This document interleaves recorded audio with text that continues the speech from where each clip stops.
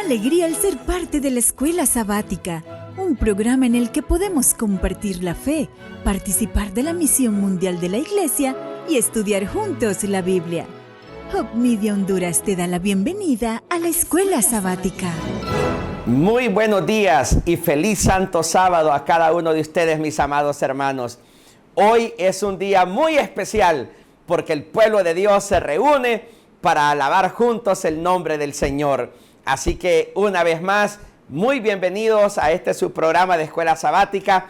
Hoy sábado 18 de mayo. Como siempre, es el momento para compartir el enlace de este programa para aquellos con los que queremos estar en el reino de los cielos. Envíele ese enlace en este momento y a continuación yo le invito a usted para que tengamos una palabra de oración para pedir la dirección del Espíritu Santo en este programa de Escuela Sabática. Hablemos juntos con nuestro Dios. Querido Padre Celestial, esta mañana es muy especial para alabar tu santo nombre, pero también, Señor, lo es para seguir recibiendo tus bendiciones. Por eso en esta mañana, Padre, recordando que tu venida está más cerca que el día de ayer, pedimos que hoy también nos lleves en tus brazos de amor y que este programa de Escuela Sabática sea de bendición para cada uno de mis hermanos que están sintonizándonos. Te lo pedimos, Señor, en el nombre de Jesús. Amén y amén. Hope Media Honduras te desea un muy feliz sábado. Hope Media Honduras, llevando esperanza.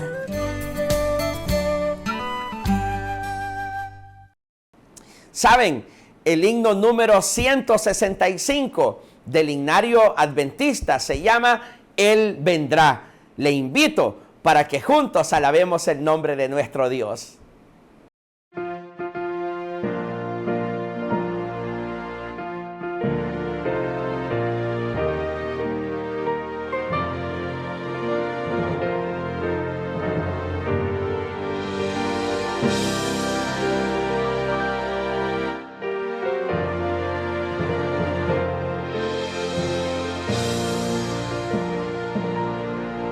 Vendrá el Señor.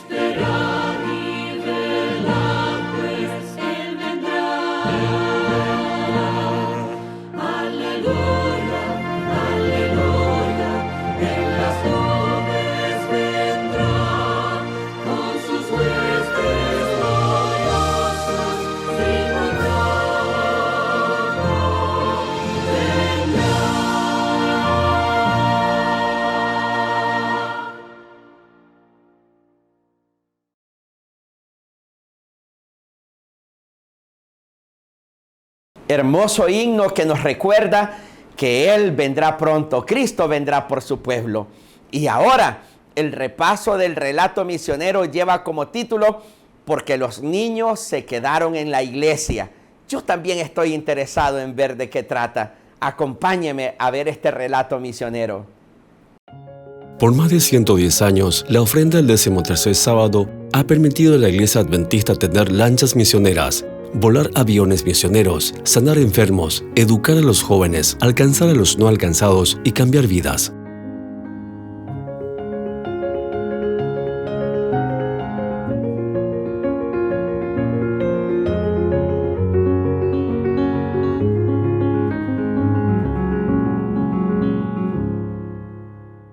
La entrega de sacrificio de fieles adventistas ha llevado luz y esperanza a cada rincón del mundo por más de un siglo. Muchas de estas ofrendas se han destinado a proyectos para niños. En 2011, una parte de la ofrenda del 13º sábado se usó para traducir materiales para niños, tales como libros, a los idiomas nativos de Armenia, Azerbaiyán y Georgia. Más de 10 años después, podemos ver que los efectos de estos materiales tuvieron en esta generación de niños. Guran es un editor de vídeo de la Iglesia Adventista de la ciudad de Tiflis, Georgia. Los materiales traducidos con la ofrenda del 13º sábado del 2011 ayudaron a moldear su vida espiritual. Yo tenía unos 8 años cuando mis padres me trajeron a la iglesia. En aquel entonces ya había un grupo de niños que estudiaba la Biblia activamente. Estas lecciones, enseñadas en mi propio idioma, contribuyeron significativamente para que yo conociera a Dios. Pasaron los años y hoy estoy involucrado en el servicio. Actualmente, con el apoyo de la Radio Mundial Adventista, participo en la preparación de materiales en video. Espero que Dios nos ayude a hacer mucho más en nuestro país. En otra ciudad de Georgia, Tela recuerda que de niña no le interesaba la iglesia. No fue sino hasta que hubo materiales diseñados para ella que comenzó a disfrutar yendo a la iglesia. Lela creció más cerca de Dios y comenzó a involucrarse en la iglesia. Hoy es ayudante de maestra de escuela sabática de niños. Les encanta transmitir su pasión por Jesús a las nuevas generaciones. Las clases para niños son importantes porque ellos necesitan crecer entendiendo a Dios y conociéndolo para que puedan permanecer en la iglesia cuando crezcan. Gracias por su ofrenda al 13º sábado del 2011. Niños como Guran y Lela han crecido amando a Jesús. Contribuyen activamente en el ministerio como adultos y jóvenes. El verdadero impacto de esta ofrenda solo lo conoceremos cuando lleguemos al cielo. Gracias por apoyar la ofrenda al 13º sábado, que hace la diferencia en nuestras vidas. Y ahora, después de haber visto ese hermoso relato misionero, ha llegado el momento de repasar nuestro estudio de la lección de esta semana, el repaso de la cartilla. Yo le invito a usted para adquirir su folleto en cualquiera de las agencias más cercanas a su localidad, sea en Roatán, La Ceiba, en San Pedro Sula, en Tegucigalpa. Usted puede adquirir este folleto y muchos otros más que en nuestra agencia se encuentra. Así que le motivo para adquirir siempre su repaso de la lección. Y hoy, esta semana, hemos estado estudiando este folleto bajo el tema Motivados por la Esperanza. Es un tema maravilloso, un estudio grande y profundo de las Sagradas Escrituras. Y hoy tenemos a nuestro invitado especial, al pastor Robert Costa, para que él nos brinde este repaso. Así que, Pastor Costa, es un privilegio y el tiempo a continuación es suyo para que nos instruya en este repaso de la lección de la semana. Gracias, Pastor Robert Costa. Bienvenido, bienvenida a Lecciones de Vida. Gracias por acompañarnos nuevamente. ¿Sabes que un punto crucial en el gran conflicto fue la venida del Mesías? Durante el periodo profético de las 70 semanas, el diablo luchó para destruir la fe de Israel en la primera venida del Mesías como cumplimiento de las promesas, las profecías y tipos del Antiguo Testamento.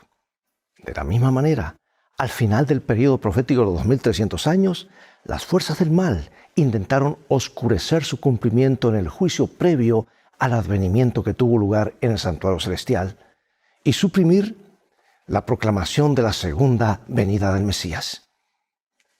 Al final del periodo profético de las 70 semanas, o 490 años, había pueblo fiel de Dios, un pueblo fiel como Simeón, que esperaba el consuelo de Israel, o Ana y otros que esperaban con ansias la redención de Jerusalén.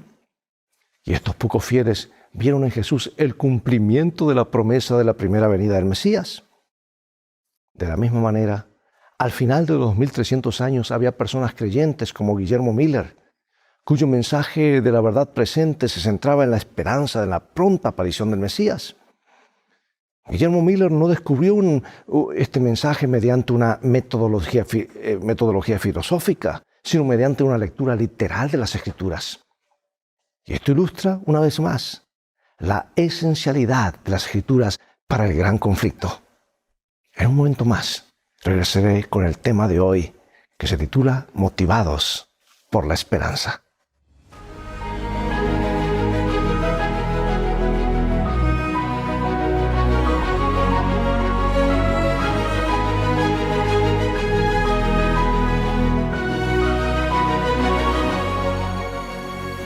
Comencemos con este versículo, Isaías 25:9.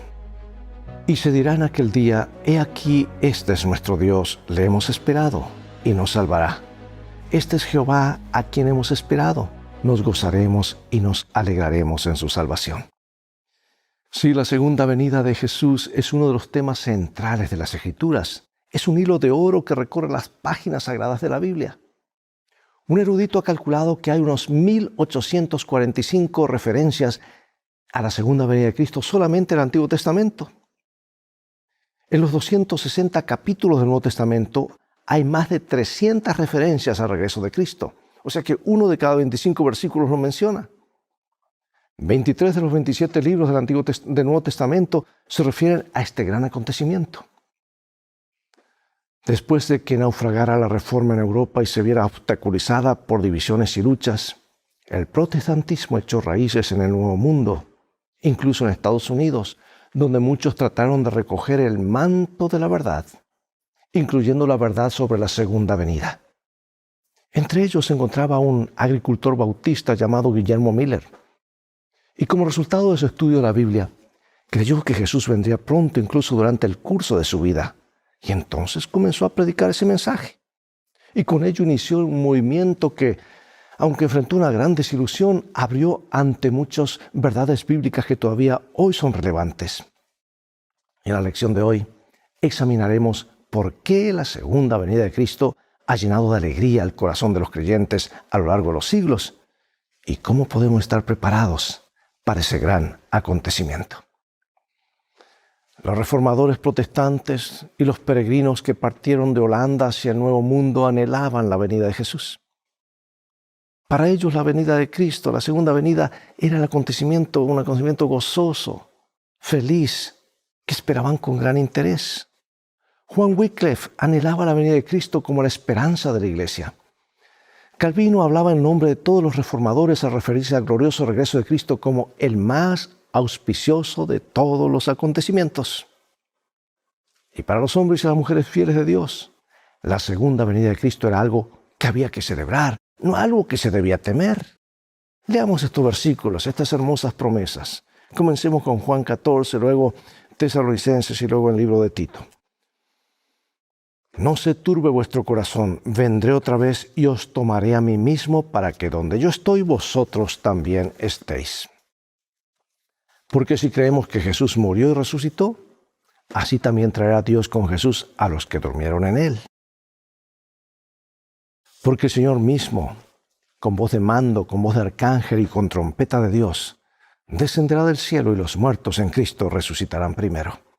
Luego nosotros, los que vivimos, los que hayamos quedado, seremos arrebatados juntamente con ellos en las nubes para recibir al Señor en el aire y así estaremos siempre con el Señor, aguardando la esperanza bienaventurada y la manifestación gloriosa de nuestro gran Dios y Salvador Jesucristo.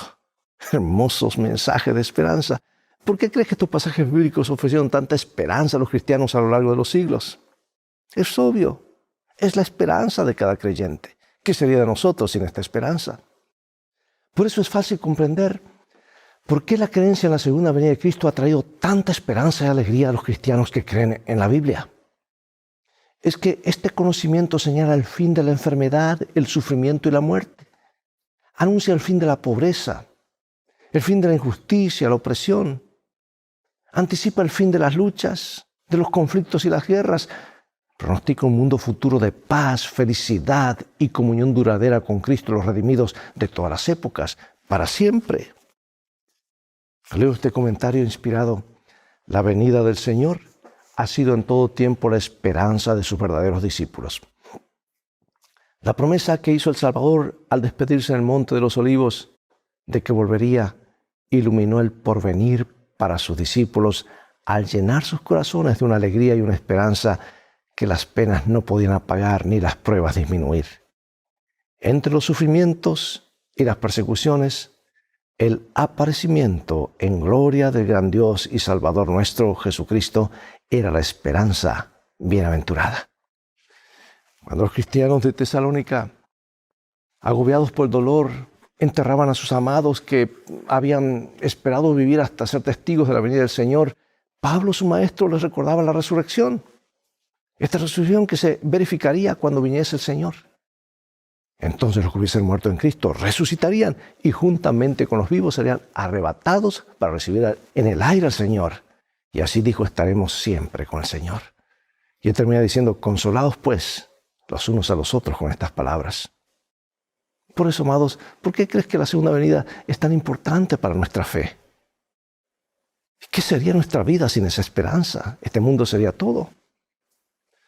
Bueno, sabemos que nuestros seres amados están muertos, descansan. ¿Y por qué esta enseñanza adquiere tanta importancia? Sin ella, ¿cómo estaríamos, como dijo Pablo, en una situación totalmente desesperada? Podemos ver más allá. Hay esperanza en Jesús, su palabra, en su regreso, en la resurrección. Y sabes que aunque los reformadores protestantes creían en el regreso literal, visible, audible y glorioso de Cristo, poco a poco fue cambiando la interpretación de esta verdad bíblica. Los predicadores populares del siglo XIX enseñaban que Cristo vendría para establecer su reino en la tierra y dar paso a 1000 años de paz. Y esto condujo a un letargo espiritual y a un compromiso apático con los valores espirituales. Del mismo modo, los discípulos de Cristo malinterpretaron la naturaleza de la venida del Mesías. Pensaron que vendría como un general victorioso que rompería el yugo de la esclavitud romana, no como alguien que los liberaría de la condena y las cadenas del pecado. Por lo tanto, no entendieron cómo vendría. Por eso es importante estudiar cómo vendrá el Señor para saber exactamente y reafirmar esta esperanza sobre terreno seguro, no en terreno resbaladizo. Y así dice cómo vendrá. Voy a leer en Hechos, Apocalipsis y San Mateo. Vamos a ver qué nos enseñan estos versículos acerca de cómo vendrá el Señor. Varones Galileos, dijeron los ángeles, ¿por qué estáis mirando al cielo? Este mismo Jesús que ha sido tomado de vosotros al cielo, así vendrá como lo habéis visto ir al cielo. He aquí viene con las nubes y todo ojo le verá. Porque como el relámpago que sale del oriente y se muestra hasta el occidente, así será también la venida del Hijo del Hombre. Entonces aparecerá la señal del Hijo del Hombre en el cielo, y entonces lamentarán todas las tribus de la tierra, y verán al Hijo del Hombre viniendo sobre las nubes del cielo con poder y gran gloria. Y enviará a sus ángeles con gran voz de trompeta, y juntarán a sus escogidos de los 4 vientos desde un extremo del cielo hasta el otro. Cuando Cristo vino por primera vez como un bebé en el pesebre de Belén, muy pocos vislumbraron su venida. Pero resulta que cuando venga por segunda vez, todo ojo lo verá venir. Todo oído oirá el toque de la trompeta de su regreso. Cada ser humano en la tierra contemplará su gloria. No debemos dejarnos engañar, amados. Las Escrituras han dejado sobradamente claros los acontecimientos que rodean el regreso de Jesús. Pero el diablo quiere que lo interpretemos de otra manera. Mira esta cita. Una de las verdades más solemnes y gloriosas reveladas en la Biblia es la de la segunda venida de Cristo, para completar la gran obra de la redención. Al pueblo peregrino de Dios, que por tanto tiempo hubo de morar en la región y sombra de muerte, le es dada una valiosa esperanza inspiradora de alegría con la promesa de la venida del Ser, que es la resurrección y la vida, para hacer volver a su pueblo desterrado a casa. La doctrina del segundo advenimiento es verdaderamente la nota tónica de las Sagradas Escrituras. Desde el día en que la primera pareja se alejara apesadumbrada del Edén, los hijos de la fe han esperado la venida del prometido, que había de aniquilar el poder destructor y volverlos a llevar al paraíso perdido. Y uno de los primeros líderes adventistas fue Lutero Warren. Él solía decir a los jóvenes: la única manera de estar preparados para la venida de Cristo es prepararse y mantenerse preparados. El mensaje del pronto regreso de Cristo es un llamado urgente que cada uno de nosotros examine su corazón y evalúe su vida espiritual. Es un llamado a vivir de manera piadosa. No puede haber neutralidad ante la luz resplandeciente de la gloria del regreso de Cristo. Así como Dios utilizó a los reformadores protestantes para redescubrir la verdad sobre la justificación por la fe, la justificación solamente en Cristo, también utilizó a Guillermo Miller para redescubrir la verdad sobre la modalidad de la segunda venida de Cristo. Y mientras Miller estudiaba las Escrituras, descubrió un Cristo que lo amaba más que lo que él se podía imaginar. Y con su Biblia, una pluma y un cuaderno, comenzó leyendo el Génesis y solo avanzaba en su lectura en la medida que podía entender el pasaje en cuestión. Y al comparar un pasaje con otro, permitió que la Biblia se explicara a sí misma. Y a medida que Guillermo Miller comparaba versículo con versículo, se le abrían los misterios de la Biblia. Buscaba como alguien quien busca un tesoro escondido y fue ricamente recompensado. El Espíritu Santo le abrió la palabra de Dios a fin de que la entendiera. Y abordó las profecías con la misma diligencia en el estudio de la Biblia que con los demás pasajes bíblicos que estudiaba. Bueno, hay un versículo maravilloso y veamos qué nos enseña. Pues estos pasajes acerca de la interpretación de las profecías bíblicas. Dice San Pedro y dice San Juan en Apocalipsis: los profetas que profetizaron de la gracia destinada a vosotros inquirieron y diligentemente indagaron acerca de esta salvación, escudriñando qué persona y qué tiempo indicaba el Espíritu de Cristo que estaba en ellos, el cual anunciaba de antemano los sufrimientos de Cristo y las glorias que vendrían tras ellos. La revelación de Jesucristo que Dios le dio para manifestar a su siervo las cosas que deben suceder pronto. Bienaventurado el que lee y los que oyen las palabras de esta profecía y guardan las cosas escritas en ella, porque el tiempo está cerca. Amados, los símbolos de los libros proféticos no están rodeados de misterio. Un Dios amoroso nos ha dado su palabra profética con el fin de prepararnos para los acontecimientos culminantes que pronto tendrán lugar en este mundo. Guillermo Miller comprendió claramente que la mejor manera de entender las profecías era permitir que éstas se interpretaran a sí mismas. La Biblia explica claramente los símbolos proféticos. Por ejemplo, las bestias representan reyes o reinos, el viento representa destrucción, el agua representa pueblos o naciones, la mujer representa a la iglesia. Las profecías temporales de Daniel y Apocalipsis también se dan en lenguaje simbólico, en el que un día profético representa un año literal. Y cuando Guillermo Miller aplicó estos principios de interpretación bíblica, quedó sorprendido con su descubrimiento respecto de lo que él creía que era el momento del regreso de Cristo. Y Miller observó que los acontecimientos predichos por los profetas se cumplieron con precisión. Los 400 años de los descendientes de Abraham en Egipto, los 40 años de peregrinación de Israel por el desierto, los 70 años de cautiverio de Israel y las 70 semanas determinadas para Israel en Daniel. Y a medida que Miller estudiaba las profecías comparando un pasaje con otro, llegó a la conclusión de que si Dios tenía un calendario divino de principio a fin en la Biblia, también debía tener un calendario divino en cuanto a la segunda venida de nuestro Señor. Y llegó este versículo que lo reafirmó en el estudio de la palabra Daniel 8:14. Y él dijo: hasta 2300 tardes y mañanas, luego el santuario será purificado. William Miller aceptó la creencia popular que la purificación del santuario era la purificación de la tierra mediante el fuego. Estudió diligentemente las Escrituras para comprender un acontecimiento de tan abrumadora importancia. Descubrió la conexión entre Daniel 8 y 9. En Daniel 8 el ángel recibió las instrucciones: enseña la visión a este hombre. Y al final del capítulo, la única parte de la visión de Daniel 8 que quedaba sin explicar eran los 2300 días o años. Y más adelante el ángel regresó y le dijo: ahora he venido para darte sabiduría y entendimiento. Esto era para ayudarlo a entender los 2300 días. Sabemos esto porque después de pedir, Daniel dice: entiende pues la palabra y entiende la visión.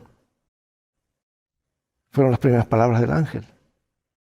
Y el ángel dijo: 70 semanas están determinadas sobre tu pueblo y tu santa ciudad. Ahora, esta palabra determinadas que significa literalmente cortadas, o sea, 70 semanas, o sea, 490 años han de ser cortados. ¿Pero a partir de qué? ¿Cortados de dónde? De la visión de los 2300 días, obviamente, la única parte de Daniel 8 que Daniel no entendió y que el ángel vino ahora a explicarle.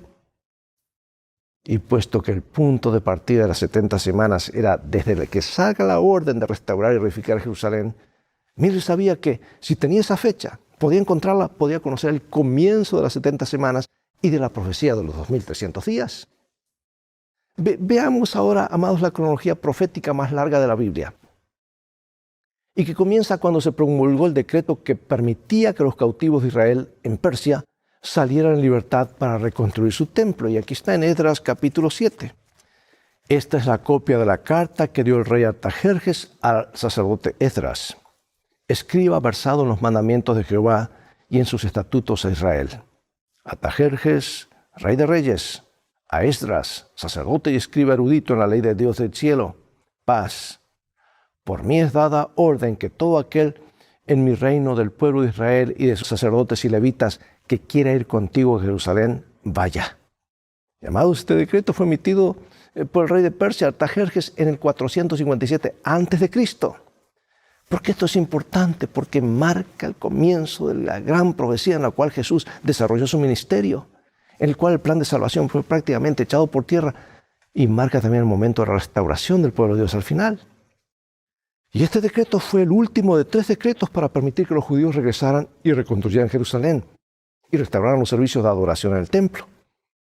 Este tercer decreto fue el más completo y marcó el comienzo de la profecía de los 1300 días o años. Ya Dios lo había revelado al profeta. ¿Cuándo comenzaría todo este periodo profético? ¿Qué acontecimientos importantes lo predicen? Aquí está, Daniel 9, 25-26.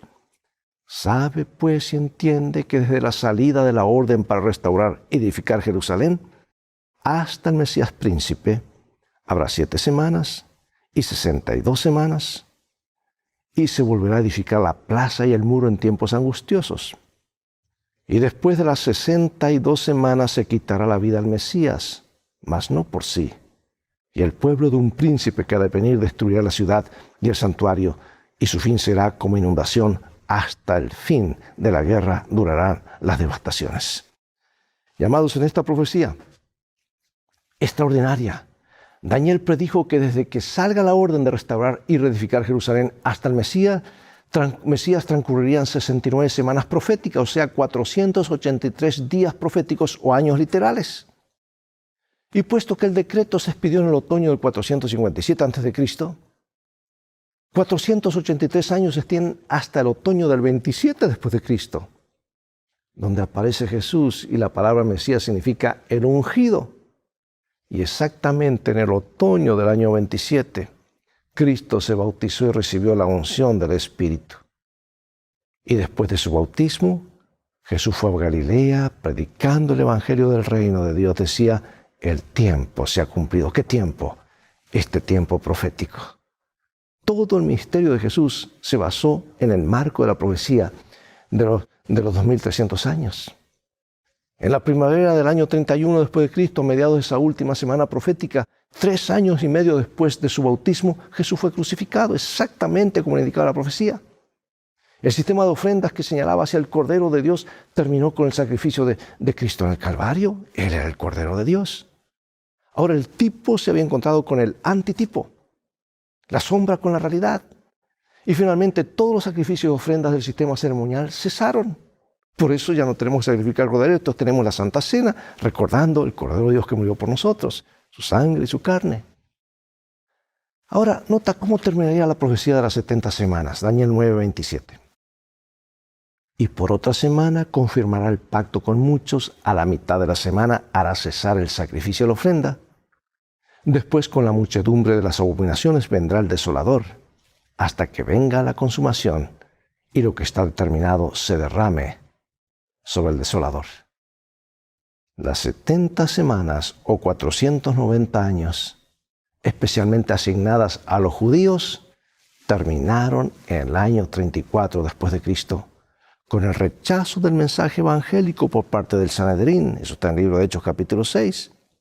Ahora nota, si restamos 490 años de la profecía de los 2300, quedan 1810 años para la conclusión de esta profecía.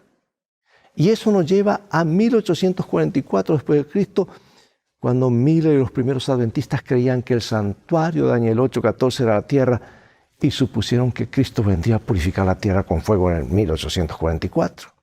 Amados, hay mucho más en cuanto a esto. Ahora, esto es muy importante. Tal vez te pueden confundir fechas, años. Pero es tan importante que allí Jesús cumplió su ministerio dentro de este marco profético.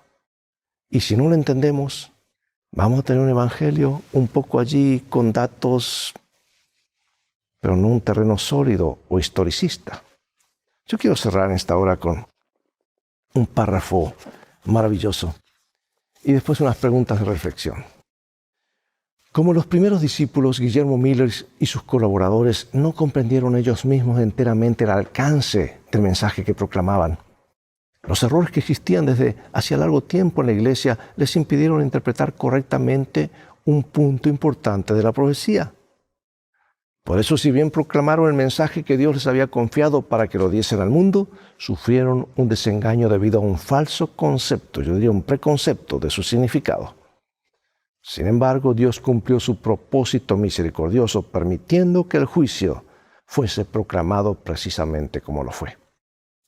El gran día era inminente, y en la providencia de Dios el pueblo fue probado tocante a un tiempo fijo, a fin de que se les revelase lo que había en sus corazones.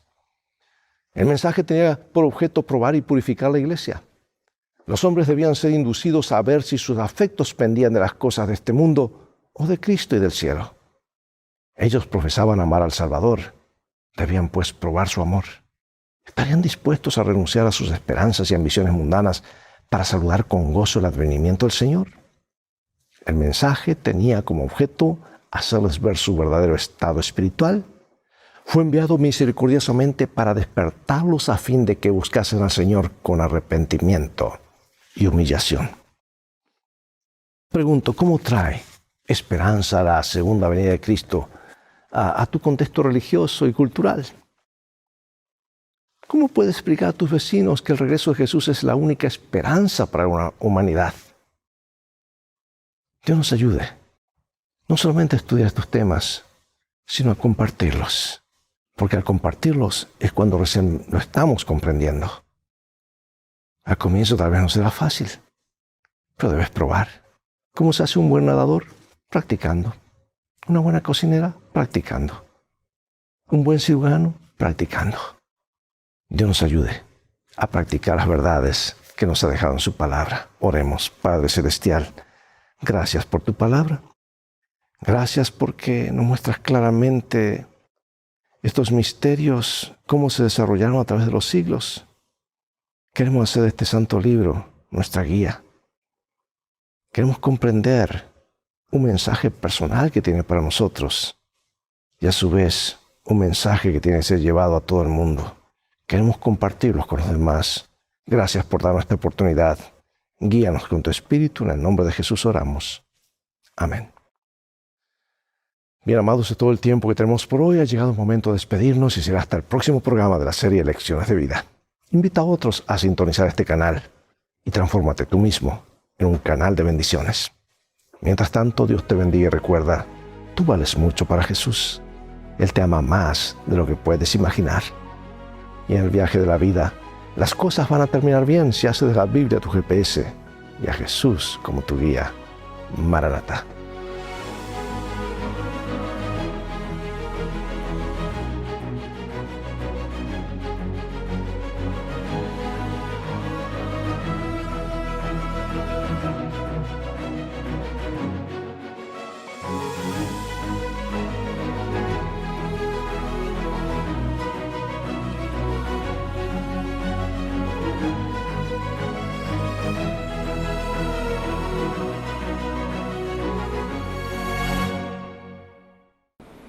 Después de haber estudiado este fascinante tema, de haberlo repasado, le doy gracias al Pastor Costa y gracias a usted también por su fiel sintonía a nuestro programa de Escuela Sabática. Amado hermano, recuerde que Dios a usted le ama infinitamente y que para Dios usted es muy importante. Que Dios bendiga sus vidas, que Dios bendiga a su familia, que la enfermedad por la que usted esté atravesando en esta hora pueda ser sanada en el nombre de Jesús y que lo que usted necesita, que Dios le pueda proveer. Esta oración es para el que tiene alguna necesidad en este momento. Querido Padre Celestial, una vez más es un privilegio hablar con usted, buen Dios. Y como ministro de su palabra, pongo en sus manos la vida de cada uno de mis hermanos. Te ruego, Señor, que si hay alguien enfermo, tu mano sanadora pase sobre él. Y si hay alguien triste, Señor, que el gozo de tu salvación inunde ese corazón. Haz milagros hoy en nuestras vidas, Señor. Y sobre todo, permítenos sentirte en nuestra vida y en nuestro corazón, porque tú vendrás pronto por tu pueblo. Padre, en tus manos nos depositamos en el nombre de Jesús. Amén y amén. Bendiciones a cada uno de ustedes. ¡Qué privilegio que nos hayas acompañado en la Escuela Sabática! Hope Media Honduras te desea un muy feliz sábado.